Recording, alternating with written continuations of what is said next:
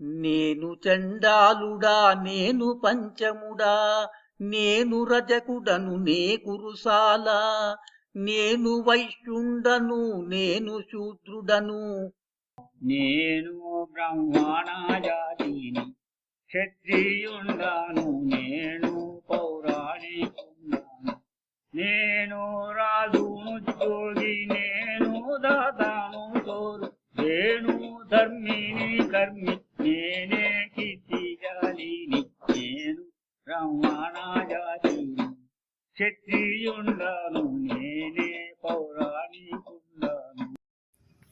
జై నిజ గురుభ్యో నమ. జై అమలాంబ సమేత అనుభవానంద రాజయోగేంద్ర ప్రభుస్వాముల వారి దివ్య చరణార విందములకు ద్వాదశి వందనములు సమర్పించుకొనొచ్చు. శ్రీ గురు బాలరామస్వాముల వారిచే విరచితమైన ఆవరణ విక్షేప రూప శక్తిద్వయ నిరాసకంబైన శుద్ధ గుణతత్వ ద్విపదార్థ దరువుల ఎందు మనం ఈరోజు 77వ ద్విపదార్థం ఎరుక లక్షణాన్ని తెలియజేస్తూ ఉన్నారు గురుదేవులు. దీనికి మునుపు అన్ని దేహాలలో ఉన్న ఈ అహమనబడేటువంటిది ఏదైతే ఉన్నదో అది ఒకటిగానే ఉన్నది. అయితే దాని యొక్క కార్యములు వేరువేరుగా ఉంటున్నాయి. అది ఈ అష్టతనువుల యందు కూడా ఆటాడుతూ ఉన్నది ఒక్కటే. అది కానీ భిన్నములుగా నీవు గుర్తిరుగుతున్నావు. అలా కాకుండా అది ఒకటేననేటువంటి భావనని శిష్యుడు అందుకోవాలి. దీంట్లో చెప్తున్నారు ఏంటంటే, నేను ఫలానా అని తన్ను తాను తలపోసుకుంటున్నది వేరే కాదు, ఈ ఎరుకే. ఈ నేను అనబడేటువంటిది వేరే ఏది అనటం లేదు. ఏమంటుందంటే ఇది, నేను చండాలుడ నేను పంచముడా నేను రజకుడను నే కురుసాల నేను వైశ్యుండను నేను శూద్రుడను. దీన్ని ఎవరు వేరే వాళ్ళు అనట్లేదు, తనకు తానుగా ఆపాదించుకుంటూ ఉన్నది ఇది. అంతేగాని దానిలో ఉన్న నేను అనేది అన్నిటిలో ఉన్నది అదే. ఎవరిలో అయినా సరే. అయితే అది తన్ను తానుగా నేను చండాలుడు అనుకుంటుంది. అంటే నేను అంటరాని వాడిని, నేను అంత్యజాతి వాడిని అని తన్ను తాను కించపరుచుకుంటూ ఉంటుంది లోగా. ఇక నేను పంచముడా అంటుంది, నేను కడవాడిని, కడజాతి వాడిని, నేను స్వపచుడను, నేను హరిజనుడను, నేను విఘ్నుడను అనేటువంటి భావన చేస్తున్నది ఆ నేను అనే అహమే. ఇక నేను రజకుడను, నేను చాకలివాడిని, నేను శౌచేయుణ్ణి, నేను చాకిరేవు దగ్గర ఉండేవాడిని ఇలా అనుకుంటూ ఉంది. ఇక నే కురుసాల, నేను ఈ గొర్రెల వెంట్రుకలు ఏవైతే ఉన్నావో వాటితో గొంగళ్ళు తయారు చేసి వాటిని విక్రయించుకునేటువంటి వాడిని, నేను ఆ గొర్రెలను సంరక్షించేటువంటి వాడిని, నేను కురుసాల కులము వాడిని అనుకుంటుంది. ఇక నేను వైశ్యుండను, నేను కోమటినని కానీ, నేను శెట్టినని కానీ, నేను ఆర్యుడు అని కానీ. ఇక్కడ విశతి ఉపభుక్తే వైశ్య అని శృతి, అంటే అనుభవించువాడు అని అంటున్నది అదే.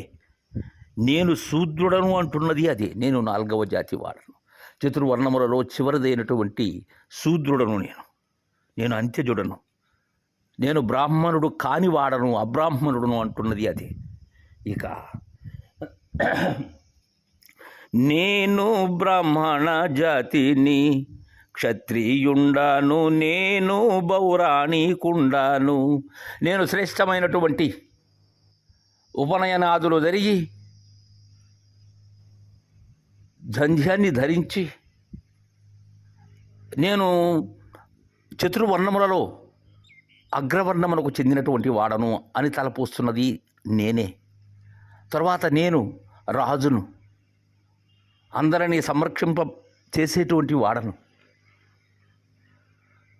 నేను ఈ ప్రాంతమునకు నేనే సర్వమై ఉన్నాను అని తనను తాను క్షత్రియుడుగా అనుకుంటూ ఉన్నది.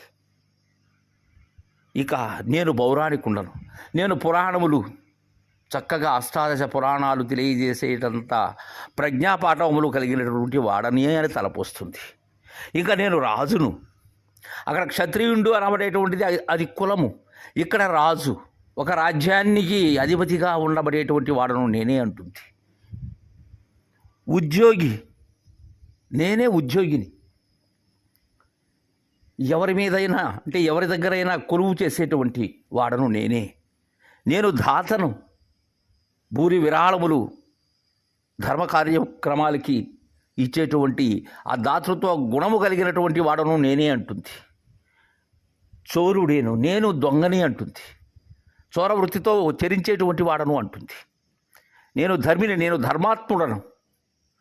మానవుడు ధరించవలసిన దానిని ధరించి సరైనటువంటి రుజువర్తనములో సాగేటువంటి వాడను నేను అంటుంది. కర్మి నేనే అంటుంది. ఈ సమస్తమైనటువంటి కర్మలు చేసేటువంటిది నేనే అంటుంది. నేను కీర్తిశాలిని అంటుంది. అందుకే నేను బ్రాహ్మణ జాతిని, క్షత్రియుండాను, నేను బౌరాణికుండాను, నేను రాజును ఉద్యోగి, నేను దాతాను చోరుడేను, ధర్మిని కర్మి నేనే, కీర్తిశాలిని నేను, బ్రాహ్మణ జాతిని అని ఇదే అనుకుంటూ ఉన్నది శిష్య. తన్ను తానే ఇలా భిన్నమైనటువంటి విధానాలతో తన్ను తాను అనుకుంటూ ఉన్నది. ఇదంతా అంటూ ఉన్నది ఆ ఎరుక లక్షణమే శిష్య అని మనకు చక్కగా తెలియజేశారు.